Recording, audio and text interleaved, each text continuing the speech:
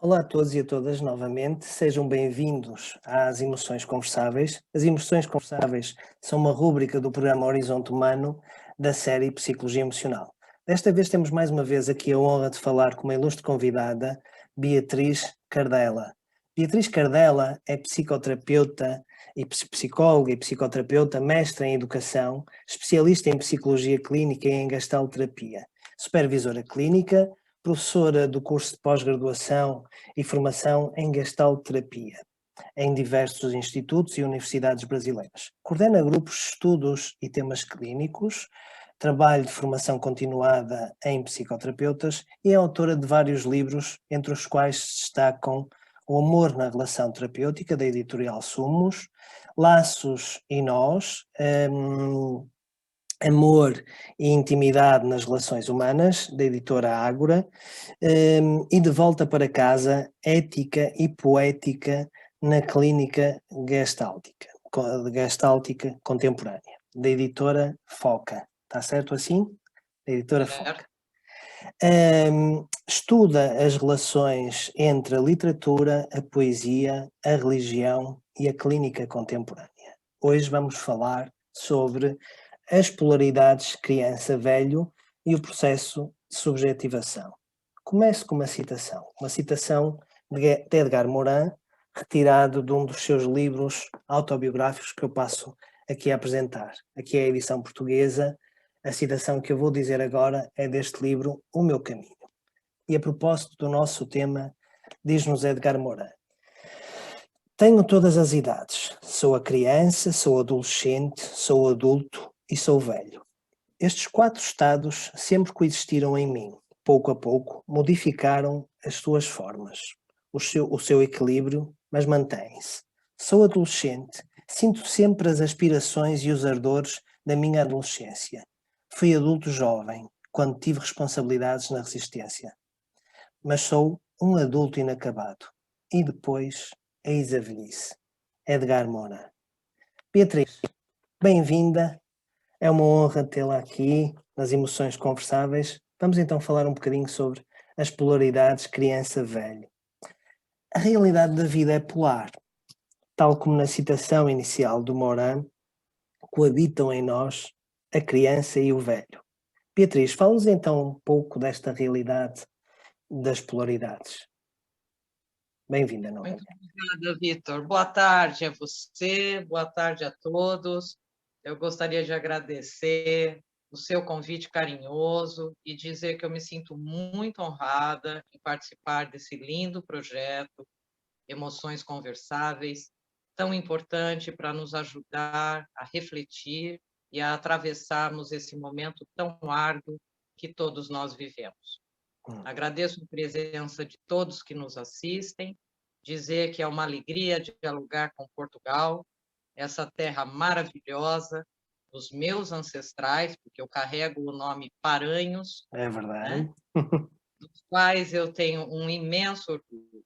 Por isso, realizar esse trabalho com você, Vitor, desperta em mim profundos sentimentos e tem significados muito especiais. Uhum. São, de fato, emoções conversáveis. Uhum. Esse trabalho será uma homenagem às minhas raízes fortes que se aprofundam em terras portuguesas. Uhum. Então, quero que você saiba da minha alegria de estar aqui com você e com Que meus bom, colegas portugueses, né? que bom. Cheio Estamos, estamos a atravessar o Atlântico, não é? Fazer estas pontes. essas maravilhas que a tecnologia, né, É nos verdade, faz. é verdade. Eu fiquei bastante contente com sua introdução ao trabalho, Vitor, e essa citação do Edgar Morin, Uhum. e eu gostaria de iniciar esse diálogo também, né, através do auxílio de 3 grandes poetas brasileiros, né? O primeiro deles é Guimarães Rosa, Uhum. né? E o seu Jagunço Riobaldo nos diz que há horas antigas que ficam muito mais perto da gente do que outras de recente data. Uhum. Uhum.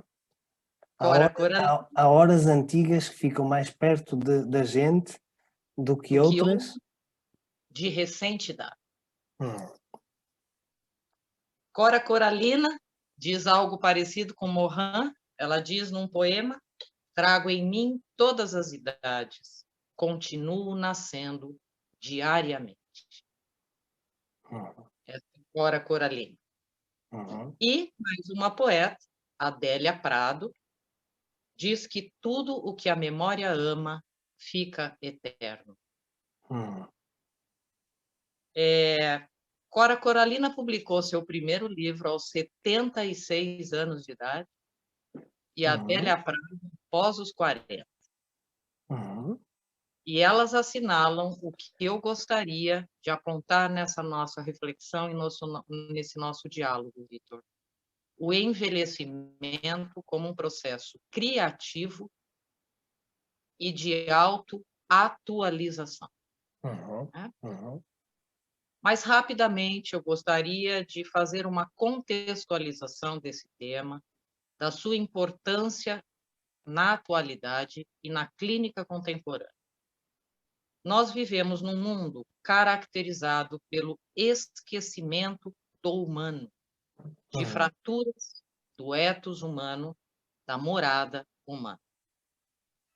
Há um eclipse do fenômeno humano e uma perda da memória do fundamental, das raízes da condição humana.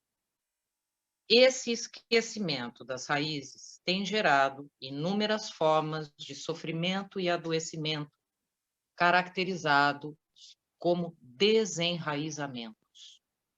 Há um autor brasileiro que trata dessa questão e assinala 4 tipos fundamentais de desenraizamentos no mundo contemporâneo.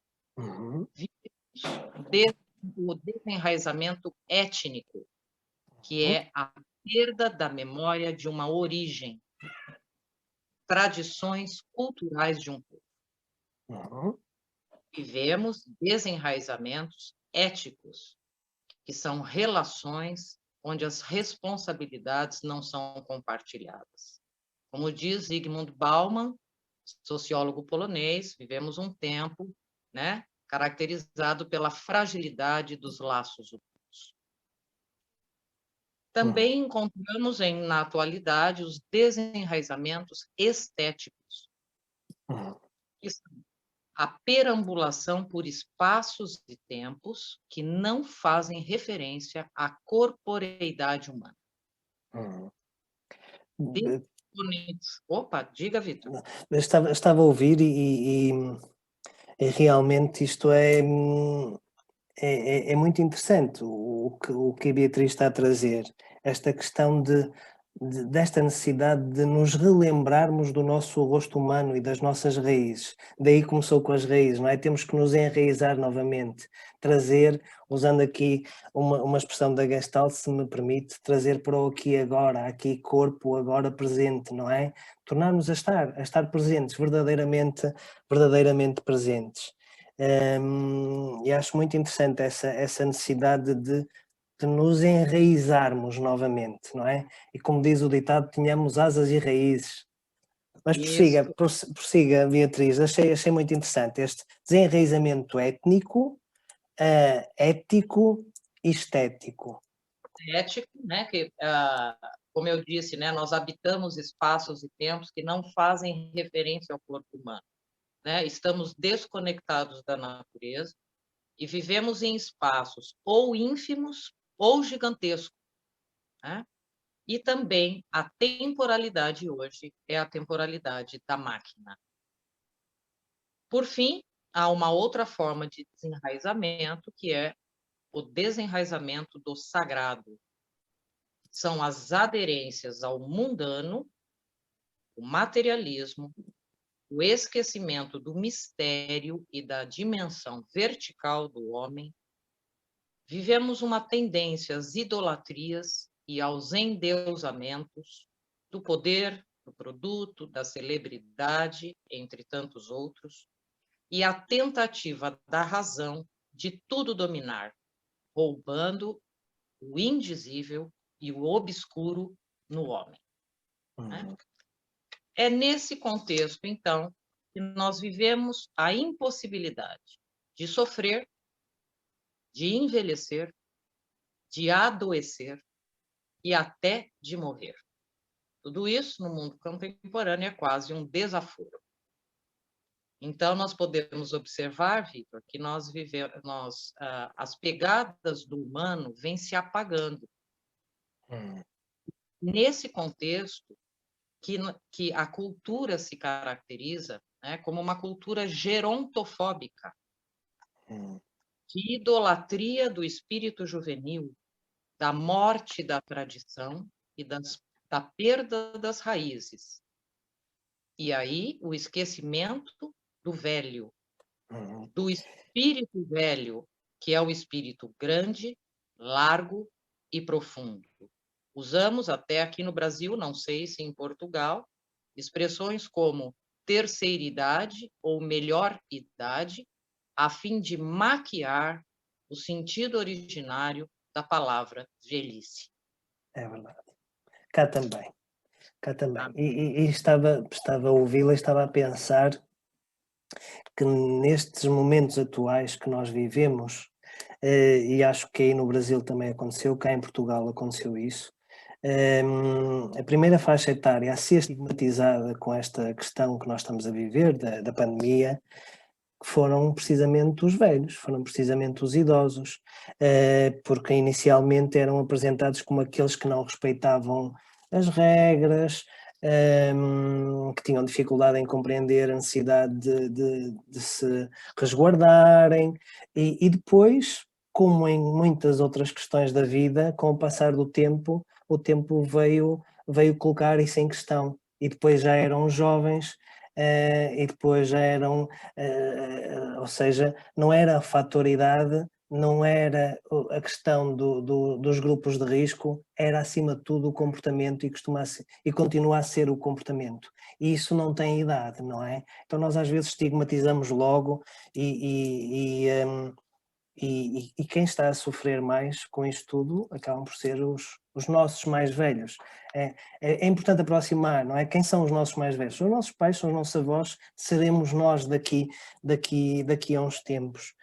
Estava a ouvi-la, Beatriz, e quando falou no esquecimento, e isso é extremamente importante, que na sua fala é trazer para a cena, trazer para aqui e agora esta necessidade de escutarmos e vermos a pessoa humana, não é o velho ou outro qualquer, mas ver, escutar e sentir.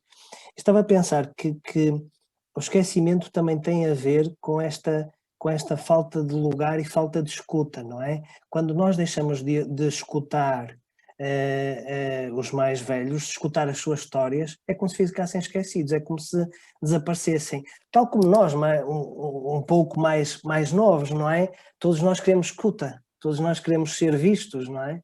Escutados. Claro, e você disse muito bem, né? O jovem de hoje é o velho de amanhã.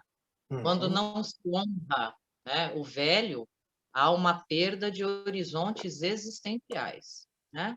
Então, isso é uma situação muito grave do mundo contemporâneo, onde diversas formas de sofrimento e do adoecimento emergem por conta desta organização do mundo. E é neste contexto, Victor, que a clínica hoje é uma clínica da ética, uma clínica que busca restaurar, né, os fundamentos da condição humana. Eu costumo dizer em algumas lives que eu tenho passado boa parte das minhas sessões de terapia recordando os meus pacientes de que eles são gente, né?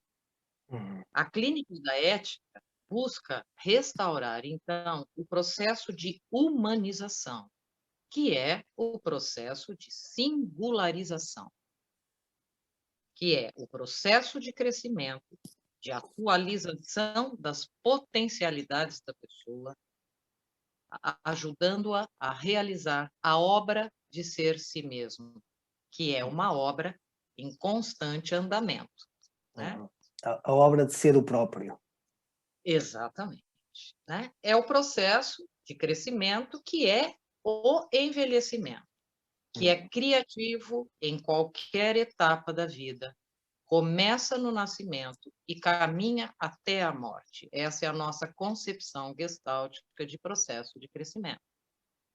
Lembremos que o ser humano é multifásico, como apontou Morin e Cora Coralina. A nossa trajetória ela não é linear, mas ela é circular. Adultos podem se comportar de forma infantil ou adolescente. Crianças ou adolescentes são capazes de revelar compreensões maduras. Velhos podem ser sábios ou imaturos. A maturidade não é posse, não é um status, mas ela faz parte do fluxo da vida, muito mais como um modo de ser e pode ou não estar presente em qualquer etapa da vida. A subjetividade humana é complexa e está para além do tempo cronológico. Tá? Tudo bem, Vitor? Tudo bem, excelente.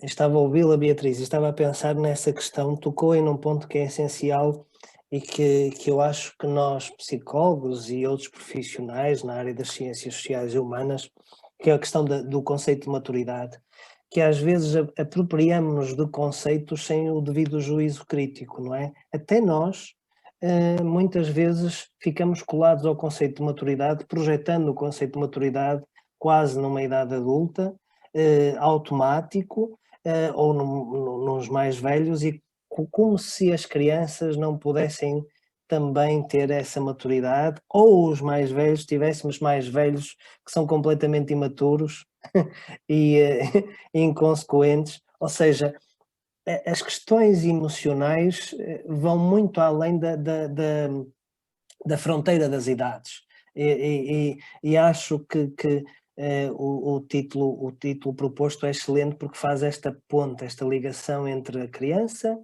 e o velho, não é? E o velho. Muito interessante. Exatamente, Vitor. Precisamos nos recordar que o ser humano é tempo encarnado, é história encarnada, né? E as polaridades criança-velho, que eu vou abordar, na verdade, são expressões humanas da vivência do tempo. O tempo do plantio, o tempo da colheita, o tempo de florescer, o tempo de amadurecer, de viver para fora, de viver para dentro, que são tempos que se complementam em qualquer etapa da vida.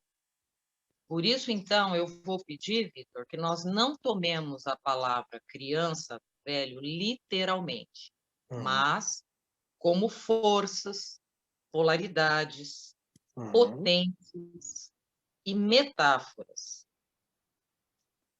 Elas, na verdade, estas forças, elas funcionam de modo circular, como no símbolo do tal, o velho estando desde sempre no jovem, na criança e vice-versa, né? Na Gestalt terapia, nós consideramos o homem um conjunto de forças polares que se interrelacionam e que se atualizam, né? E são fundamentais esse trânsito entre as polaridades, um fluxo entre estas polaridades, né? É que proporcionam o equilíbrio dinâmico do psiquismo. Né? A integração não é a somatória das forças, mas é o trânsito entre estas forças, um fluxo. E então, o que eu gostaria agora é de descrever essas polaridades criança-velho, descrever a cristalização em polaridades, né? Que é a polarização numa delas, que são formas de sofrimento e adoecimento, e depois assinalar a integração das polaridades, o funcionamento. Então, eu pretendo, daqui para frente, se você me permitir, abordar esses três aspectos. Né? Quando nós falamos da polaridade criança, nós estamos nos referindo ao movimento, ao fluxo, ao olhar para frente e ao porvir. A polaridade criança se refere à abertura das passagens naquilo que é sistematizado como certeza e verdade.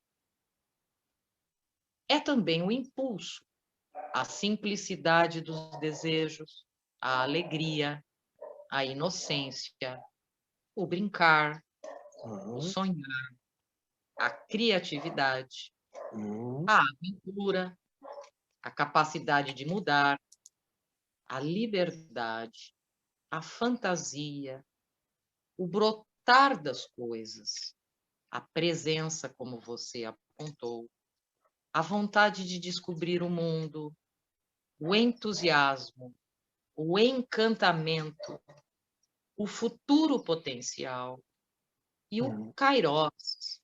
uhum. Kairos, o O tempo tempo de da cólera. surpresa, o Uhum, tempo inesperado, o uhum, tempo do instante, que tem uhum, sabor de eternidade. Então, quando eu me refiro à criança, estou fazendo referência a estas polaridades, a estas forças. Já uhum, o Vênus se refere à potência, à sabedoria, ao significado, à força de vontade, à autoridade, à solitude, à honestidade, à precaução, à consciência dos limites, à quietude, à organização e à disciplina, à perseverança, à colheita, à reflexão, como estamos fazendo agora, estamos na uhum. nossa polaridade velho, né? E na É, polaridade criança, nos aventurando aqui pela também. internet, É né? verdade. A história, a consciência da fragilidade, da finitude, a falibilidade humana, a compreensão, a lentidão, a paciência, a tradição, a serenidade, a humildade e o Cronos, que é o Uhum. tempo que tudo devora, é o tempo que transcorre e é o tempo da impermanência. E ao qual não podemos escapar. Não escapamos, Não mas temos escapar. Kairos nos redime, Que nos né? salva, não é? Que nos salva. Hum, Estava a pensar, essa ilustração apresentada, podemos dizer, é o protótipo, do ser humano saudável, não é? Do ser humano saudável, do ser humano pleno. Eh, Deve ser esse o caminho da saúde, o caminho da integridade, não é? E da integração. Isso. Hum, quando estava a ouvi-la falar da parte da criança, veio-me à mente um conceito que é do Moreno, também é do Moreno, que é o conceito de estado nascente. Isso. O conceito de estado nascente, a criança em nós e a criança como pela sua vivência saudável, fluida, não é? E flexível, é esse estado nascente constante, não é? Eu lembrei-me, ao escutá-la, lembrei-me do Moreno, desta questão do estado nascente, e lembrei-me do Rubem Alves, o saudoso Rubem Alves, o vosso Rubem Alves, também é nosso, nós também o adotamos, Sim. que falava na questão dos espantos, não é? De nós, ao longo da vida, nos irmos educando para os espantos, não é? Que os educadores, e os educadores podemos englobar, se calhar, toda a humanidade, não é? Nós devíamos educar, e os professores deviam educar para os espantos, para não nos deixarmos de espantar com a beleza da vida, não é? E aí tocamos na estética que falou. Exatamente, é perfeito o que você apontou, Vitor. Tem até um poema que o Rubem Alves gosta de citar bastante, da Adélia Prado, que ela diz: Meu Deus, me dá 5 anos, me cura de ser grande. É muito bonito. Falando da integração, né, das duas polaridades, um pouco adiante. Agora eu Uhum, vou falar um pouquinho, né, de como essas polaridades, quando há cristalização nas polaridades, né, é que em Gestalt terapia nós vamos dizer que há o funcionamento não saudável, uhum, tá? Os autores que estudam o tema, eles vão denominar, né, quando a pessoa fica cristalizada na polaridade da criança, né, de jovem eterno, o puer eternus, uhum, e na uhum, polaridade velho, de velho senil, Lembremos que tanto jovens quanto velhos podem estar cristalizados em ambas as polaridades. A pessoa, quando se cristaliza na posição criança, né, o jovem eterno, quando esta polaridade está separada do velho, a pessoa não consegue crescer. Ela evita lançar-se nas experiências, evita o contato com o mundo e a vida como ela é, como dizia Rodrigues, um outro escritor brasileiro importante, não suporta términos e limites, tende a tornar tudo provisório, sente-se especial e merecedor de receber, mesmo sem ter trabalhado ou realizado algo, desqualifica tarefas cotidianas, ordinárias e comuns, porque eles se sentem inferiores quando tratam do ordinário, estão sempre em busca do extraordinário. Né? Não conseguem se sentir iguais aos outros, refugiam-se no mundo de fantasia, apresentam falta de intensidade e profundidade no sentir, dificuldades para entregar-se, não suportam frustração, desilusão e desapontamento e antecipam sofrimentos a fim de evitá-los. Consideram tudo difícil, árduo e pesado, se entediam com a rotina, queixam-se, choramingam com frequência, podem envolver-se com drogas, vícios e compulsões para escapar do enfado e obterem prazer, têm uma tendência à irresponsabilidade e ao descompromisso, à negligência, à procrastinação, vínculos superficiais, assim como as atividades, têm dificuldade, como você assinalou, para se enraizar, para se estabilizar e para durar, são insatisfeitos e insaciáveis e têm um comportamento infantiloide e um arremedo de juventude. Tá? Veja bem, são características gerais da cristalização no polo da criança. Tá? No polo da criança e as características da criança exacerbadas e exageradas, não é? Transbordaram. A coisa transbordou. Isso. Exatamente. Né? É um funcionamento, a gente diz em Gestalt terapia, que há, né, um comportamento aí disfuncional. Né? Há um ajustamento criativo disfuncional. Depois podemos falar um pouco sobre isso. Né? Muito bem.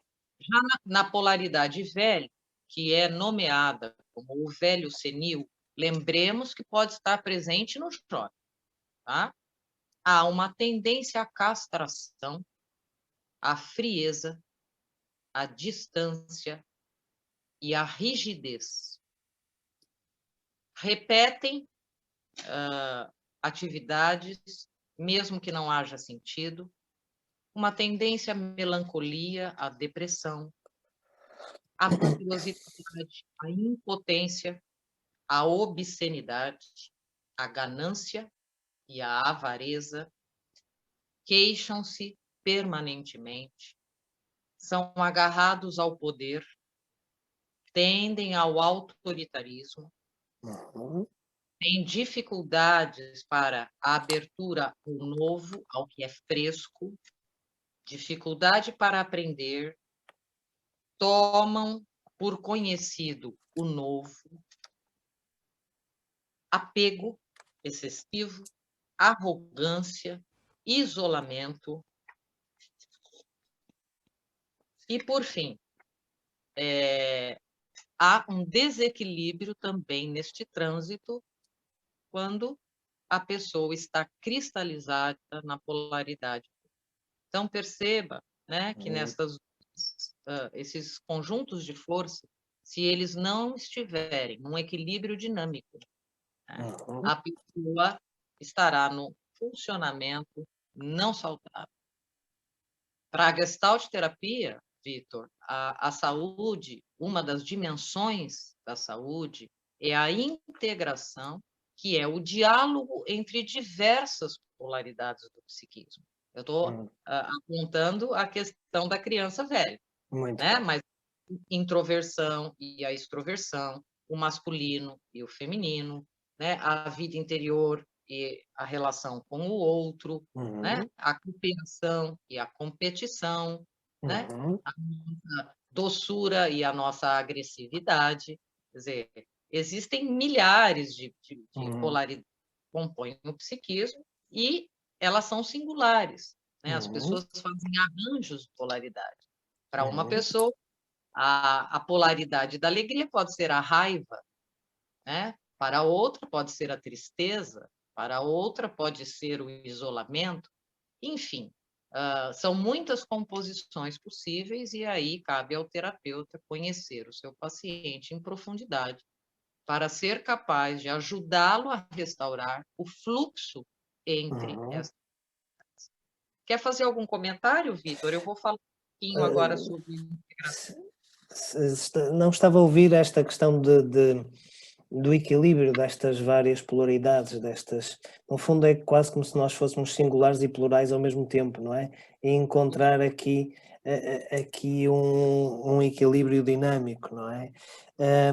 Mas que no sentido da saúde e no caminho da saúde, todas essas polaridades cabem, mas cabem na justa medida de cada um, no sentido em que o caminho e o equilíbrio de cada um não o bloqueie, não é? No acesso a si, no acesso ao outro, no acesso ao mundo, não é?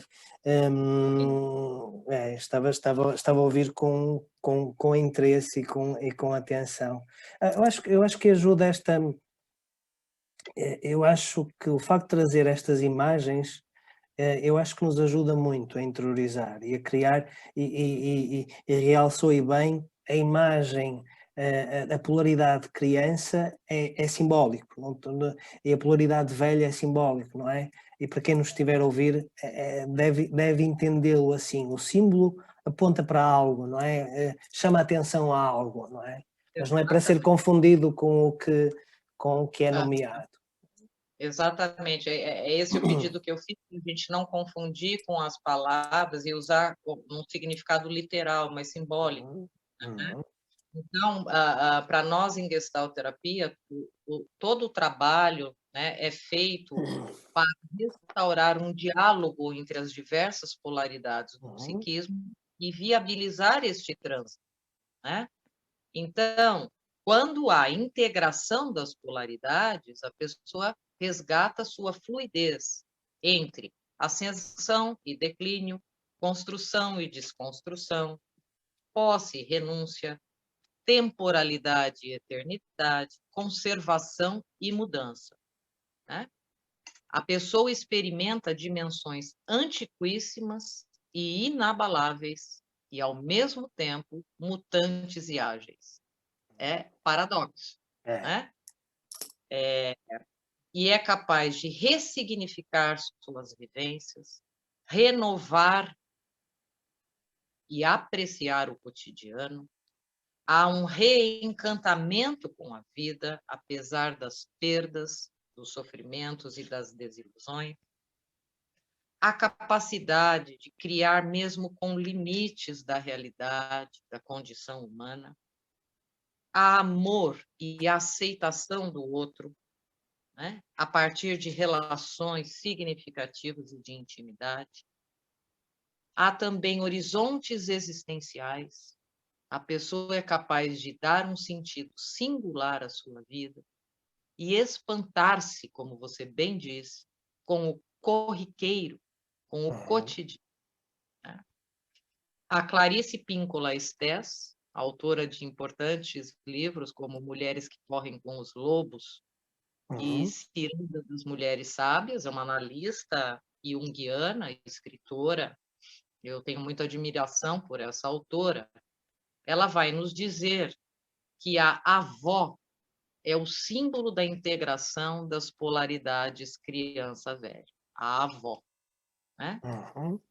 Porque a avó é a grande genitora, não só de filhos, mas de conhecimentos, afetos, valores e experiências. A avó é paradoxal, ela é sábia e está sempre à procura de novos conhecimentos. Ela é cheia de espontaneidade e é confiável. É criativa e é obstinada.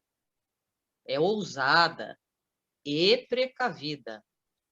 Ela abriga o tradicional e ela é verdadeiramente original. Interessante. Né? Isso Além foi um hino às avós. Acho que todas as avós que nos vão ouvir vão ficar super orgulhosas.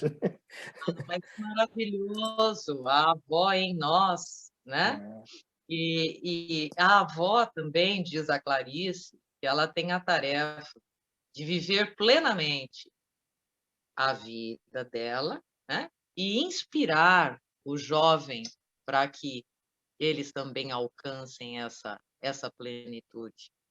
A gente pode observar que nos mitos e nos contos de fada é a anciã, é a velha que surge para ajudar a jovem.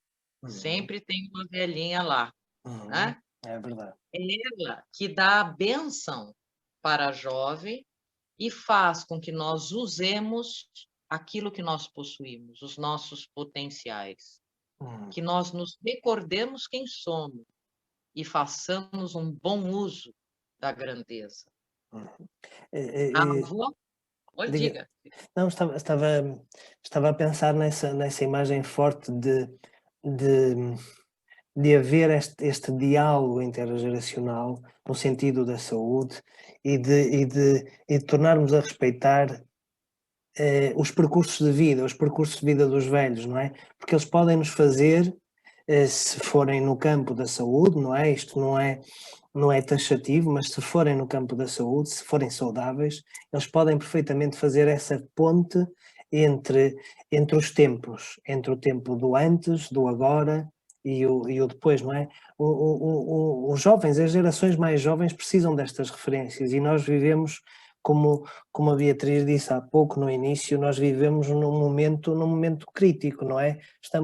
Acho que é o Jorge Forbes, um psicanalista brasileiro, que utiliza a expressão desbussolamento. Nós vivemos estamos desbussolados, sem orientação, não é? E perdemos as raízes, não é? Eu gostei dessa expressão que ele usa e acho que traduz um pouco isto. Um, É isso. e a avó e o velho pode fazer essa ligação. Sem dúvida, Vitor, porque se nós não sabemos de onde partimos, nós não sabemos para onde estamos indo. É verdade. Esta pandemia é um exemplo. Você sabe que ao longo desse ano de quarentena e isolamento, Uhum, eu fico pensando nos meus ancestrais, porque eles passaram por pandemias, né, por guerras, né? E eu me recordo dizendo, puxa, o que eles devem ter passado e enfrentado na vida. uhum, Quer dizer, e essas raízes nos fortalecem e nos recordam a esperança. uhum, Porque se eu, você e todas as pessoas que estão nos assistindo, né, estamos aqui, é porque eles sobreviveram, é né? verdade. E nos Esta, nos transmitiram essa conquista, não é? Essa vitória, esta não é? força de É, vida, né, mesmo presente no sofrimento, né? E é isso que nós temos hoje constatado, não sei, na sua clínica, mas a imensa força de vida presente no sofrimento, sim, né? Que nos faz resistir, que nos faz suportar tudo que nós estamos passando. E, sem dúvida alguma, os nossos ancestrais estão atualizados nesta resistência, mesmo é, sem saber, né? Nós carregamos esta memória do futuro. Veja, não é a memória do passado, é a memória do futuro, é a esperança, uhum. né? É interessante A isto. Sim, sim, essa questão da memória do futuro é interessante, porque faz lembrar, eu não sou profundamente conhecedor, mas eu julgo que o Bion fala em algo do género, não é? Uma memória do futuro. E lembrei-me também aí já noutra perspectiva, há um livro do Padre António Vieira que é a História do Futuro, mas ele só de imaginar esta possibilidade de que a história, e às vezes nós ficamos fixos na história como se fosse algo já dado e passado, ele fixar esta ideia no título de que a história é uma continuidade e não algo fixo, algo dado e que se projeta no futuro, é interessante.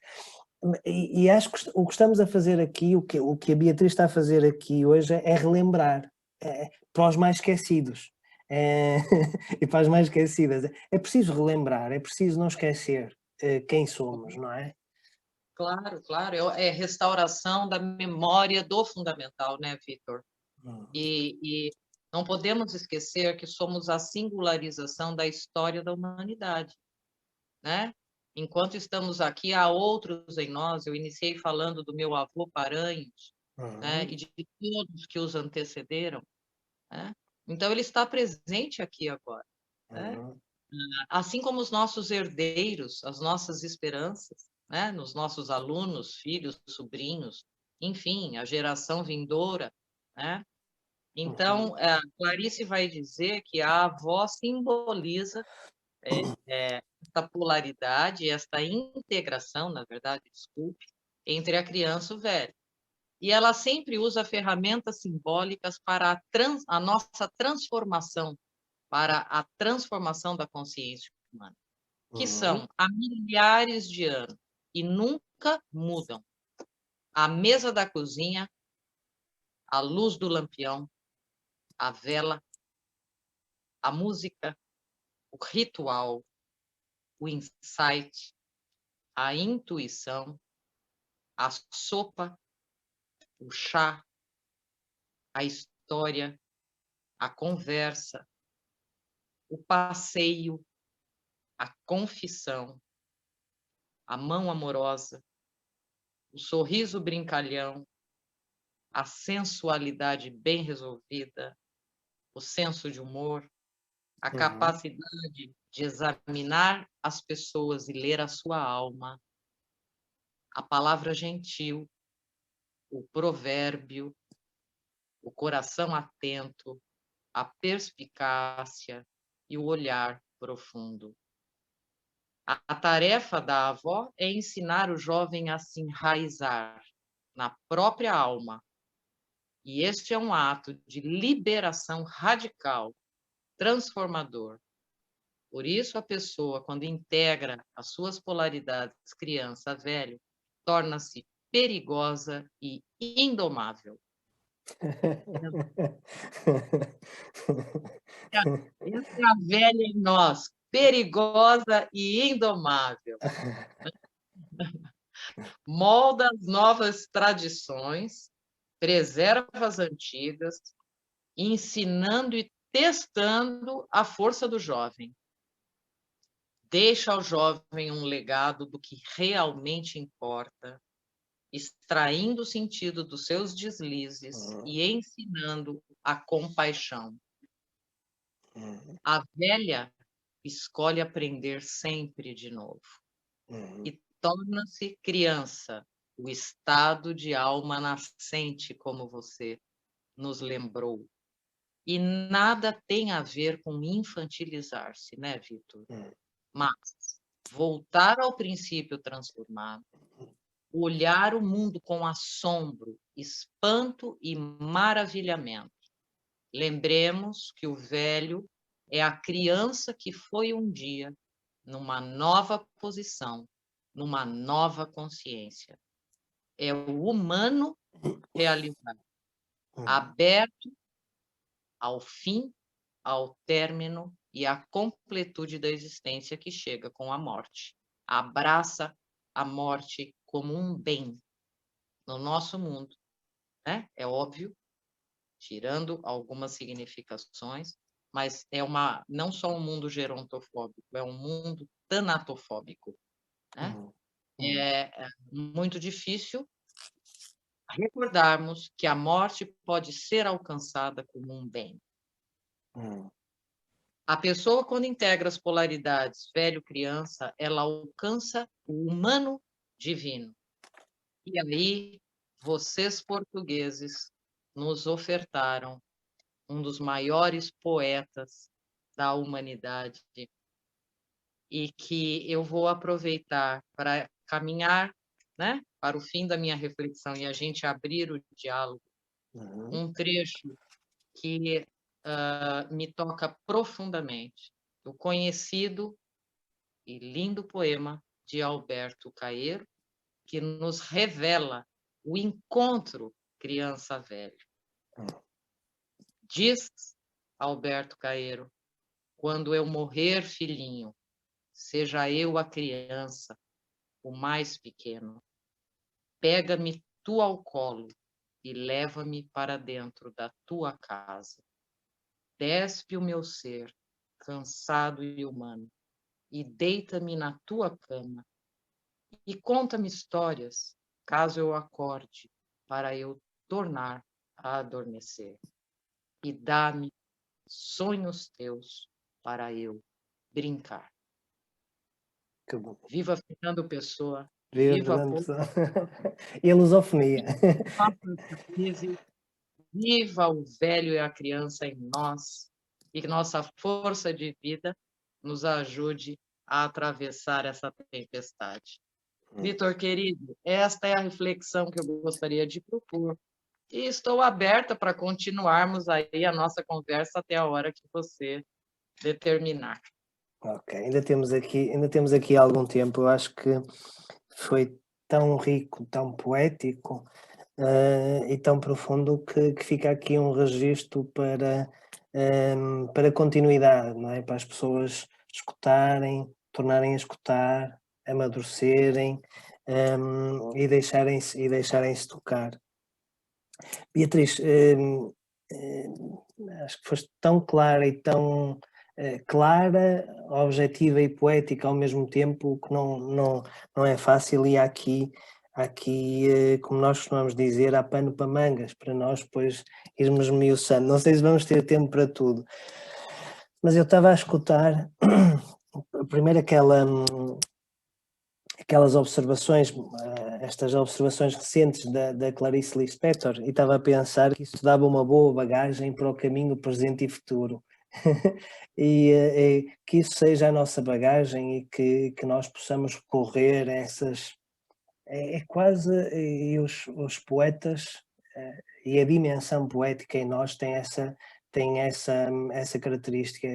Às vezes é quase relembrar-nos do óbvio. Está cá, mas foi esquecido, mas eu apresento, eu mostro. E acho que isso é interessante. E quando falava na história, de que nós somos história e fazemos a nossa história, eu trabalho com idosos, trabalho com grupos de idosos, grupos de inteligência emocional. E quando foi nesta altura do primeiro confinamento, em março, nós continuamos as atividades em grupo online. E o programa, há lá o programa que é flexível, mas as atividades que eu tinha proposto desenvolver foram adaptadas ao contexto. E uma das coisas que eu colocava aos participantes era um pequeno exercício, é que história quer contar no futuro? Como é que imagina que, passado isto, como é que quer contar? E pus-los a escrever um pouco sobre isso, como é que imaginavam. Que é este sentido de resgatarmos uma história e darmos uma história futura, não é uma continuidade. Achei muito, muito interessante e novamente o Alberto Queiro nos recorda esta questão de contarmos as histórias, de nos relembrarmos esta história que nos relembra, não é? Não sei, Beatriz, eu achei muito, muito bonito essa. Isso mesmo, se você sabe que um dos anseios, e você sabe disso e trabalha com os idosos, você sabe disso. Um dos maiores anseios humanos, né, é marcar a interioridade do outro com o nosso modo de ser, né? E deixar heranças também é um anseio profundo e é uma tarefa do envelhecimento, né? E herança aqui nada tem a ver, pode ser também com bens materiais, mas a maior herança que nós podemos deixar para alguém é a nossa história, os nossos afetos, os nossos valores, né? Então, isso que você está apontando, Vitor, é muito belo, né? Porque quando a pessoa narra a sua história, conta a sua história, ela pode se apropriar dos significados do que foi vivido, Uhum. né? E uma pessoa só consegue narrar a própria história se ela se coloca, né, à beira da morte, né? Para conseguirmos narrar em qualquer idade, nós precisamos estar em diálogo com a morte, porque precisamos olhar a nossa vida, né, da posição de um observador, né? Uhum. E que será, né, o gesto definitivo quando partirmos deste mundo, né? Então, Uhum. é o maior legado que nós podemos deixar à nossa história. É um trabalho terapêutico maravilhoso que você faz, né? E que todo clínico, especialmente na contemporaneidade, precisa se recordar da importância, né, da pessoa poder narrar a sua história. Sabe que é uma das coisas que vem se perdendo no mundo contemporâneo, Uhum. né? Morte da poesia, a morte do simbólico, e as pessoas estão cada vez mais impossibilitadas de narrar. Então, parabéns pelo trabalho, e eu acho que é fundamental no mundo contemporâneo, né? Parabéns para si também, que sei que faz isso no seu dia a dia. E já que está a falar nisso, pegando um pouco nestes seus interesses mais atuais, não é? Vi no seu currículo que estuda a relação entre a literatura, a poesia e a religião na clínica contemporânea. Eu sei que já foi tocando um pouco aqui no nosso tema geral, mas eu gostava de ouvi-la um pouco mais sobre isso, porque acho, e nesse sentido de resgatar, não é? Desta aparente morte da poesia e das artes, não é? Nós vemos também como é que as artes e a arte em geral e a dimensão artística em nós está a ser tratada agora, não é? Que estão a ser muito maltratados. A área da cultura está a ser, é cá em Portugal e julgo também no Brasil e acho que um pouco por todo o mundo, não é? Quase como se isto não fosse uma dimensão essencial à vida humana, não é? Que ficasse uma dimensão para segundo, ou terceiro ou para quarto plano. Quer-nos falar um pouco disso, Beatriz, porque acho que é extremamente interessante também passar essa ideia de que a clínica contemporânea, a psicologia e a psicoterapia pode e deve trabalhar sobre todas estas dimensões humanas sem se confundir. Às vezes as pessoas, alguns colegas pensam que isto é confundir, é não respeitar os limites aqueles mais positivistas, não respeitar os limites da ciência psicológica, quando é exatamente o contrário, não é? Se a essência é humano, no humano cabe isto tudo, não é? E no humano não tem fronteiras, nós é que as colocamos. Perfeito, né? Esse olhar, Vitor, perfeito, porque nós vivemos num mundo organizado, né? De maneira funcional, instrumental, né? Com excessos de nomeação e conceituação. Nós vemos hoje muitos profissionais, inclusive, infelizmente, tratando o ser humano como abstração. Nós precisamos nos recordar que não há teoria, perspectiva ou palavra que consiga capturar o ser humano, que é indomável. A única linguagem capaz de fazer jus ao fenômeno humano, porque é paradoxo, é a linguagem poética. Os discursos generalizantes não são capazes, né, de dizer o humano. E há muita confusão a esse respeito. Então, nesse mundo excessivamente tecnológico, instrumental e funcional, né, a poesia vem nos recordar da dimensão vertical do ser humano, né? O ser humano é mistério encarnado, singularizado. Por isso que eu disse ali o desenraizamento do sagrado e as aderências ao mundano que vivemos, né? E a poesia, nós podemos nos recordar que a poesia, como diz o poeta Manuel de Barros, poeta importante aqui no Brasil, né? A poesia não serve para nada. o dia que o nada acabar, a poesia também acaba. E diz ele, sobre o nada eu tenho profundidade. É verdade. Então, neste mundo funcional, né, nós corremos o risco de nos tornar, como diz mais uma vez o Gilberto Safra, um importante autor da clínica contemporânea, o homem lata. Né? Nós vivemos um mundo com excessos e entronização da subjetividade humana. Só que nós não podemos nos esquecer que o homem não se autofunda. A vida é oferta, a vida é doação. Nós vivemos entre os dois mistérios, o mistério da origem e o mistério do fim. Uhum. Né? Então, há uma idolatria do self, uma idolatria da subjetividade. E a poesia vem rasgar, vem furar, né, toda esta concepção de antropocêntrica da vida, né, nos recolocando, no nosso lugar de criatura, no nosso lugar no humus, Uhum. né, na Terra humildade, fértil. nos devolvendo ao fundamental. Né? Diz Novalis, um filósofo francês, que a poesia é a revelação do real. Por isso, quanto mais poético, mais real. É nesse contexto que ela vem em nosso socorro, né, Vitor? Não só para fazer lives, aulas online, dialogar com os nossos alunos e especialmente aos terapeutas, né? Porque, como dizia Bachelard, né, Gaston Bachelard, ele dizia que é importante termos a consciência diurna e a consciência noturna, né?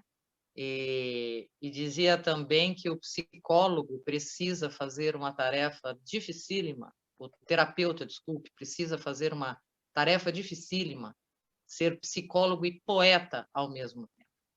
Uhum. Uhum. Estamos tentando. Estamos. Agora ao escutá-la, lembrei-me de um pequeno verso de um grande pensador e filósofo português que esteve aí no Brasil, exilado durante um tempo, que foi Agostinho da Silva, o professor Agostinho da Silva. Ele esteve na fundação da Universidade de Brasília e ele dizia algo do género, eu vou dizer de cor,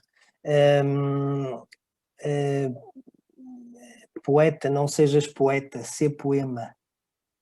Algo assim, a ideia era esta, que não sejas poeta, sê o poema, sê poema, não é? E acho que traduz um pouco o que a Beatriz acabou de dizer. Estamos quase a terminar, eu ficava por aqui, por aqui umas boas horas a conversar consigo, seria extraordinário. Mas não sei se quer deixar alguma mensagem final.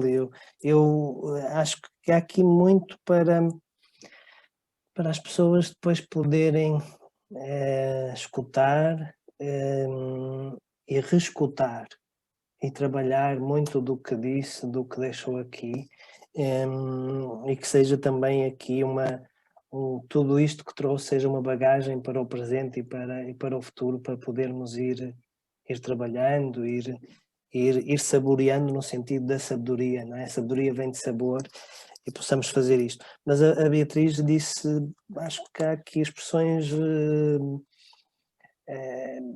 ilustrativas que tocam, não é? Esta questão do humano indomável, há algo que é indomável, não é? E esta questão do mistério, o mistério da origem, o mistério do fim, e a nossa tentação de revelar, de dar uma definição para o mistério, não é? O mistério não é para se definir, é para se viver, não é?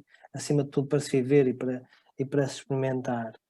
De maneira que eu acho que fazem um trabalho excelente e esta ponte entre a poesia, a literatura, a psicologia, a psicoterapia é extraordinária e também demonstra a todos os colegas e a todos os que nos estejam a ouvir que é possível e é necessário e se calhar urgente este diálogo, para que seja verdadeiramente transdisciplinar, não é? Para que também nós não nos fechemos no nosso campo de saber. E nós na psicologia nós assistimos também a estes perigos, não é? Da positivação, da psicologia, da objetivação, de ter a resposta pronta, não é? Há quem diga que os tempos atuais assiste-se ao desaparecimento do corpo e à morte do pensamento. Então nós estamos desafiados a manter este movimento e a poder fazer o que estamos aqui a fazer, que é partilhar, que é poder pensar. Beatriz, uma mensagem final, foi um gosto, foi um prazer imenso, eu ficava aqui horas a falar consigo. Eu também. Eu adoro esses papos cabeça, mais emoções conversáveis e papos cabeça, né, Vitor? Mas, olha, muito obrigada, viu, pela sua gentileza e acolhimento, a fluidez com que você me ajudou a apresentar essas reflexões, e estamos todos num momento sentindo muita saudade uns dos outros, né? Saudades das ruas, saudades dos abraços, dos beijos. Falando de brasileiro, então, você pode imaginar, né? Todos Claro, muito chegados em beijos e é abraços, né? verdade. Porque todos nós, de nos olharmos nos olhos, né?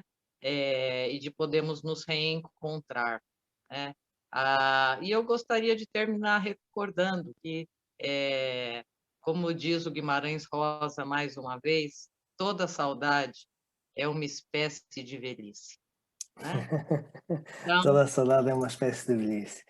Ficamos aqui nesta saudade madura, e que faz as pontes, pegando nessa ideia também trouxe da avó, e acho que ficam aqui pontes para as pessoas poderem caminhar ao seu jeito e ao seu modo, e poderem sim. escolher o que fazer com isto que também hoje deixou-nos aqui. Beatriz, um Muito abraço muito grande, foi um Muito prazer obrigada a enorme. todos, Obrigado. muito obrigada pela atenção e pela disponibilidade. A todos e a você, Vitor. Um abraço a Portugal e estou com saudades de Portugal, é uma forma de velhice. Espero em breve pousar em terras portuguesas e experimentar essas delícias que só vocês sabem fazer. Será, Obrigada, querido. será muito bem-vinda. Um abraço. Até à Um próxima. abraço. Até.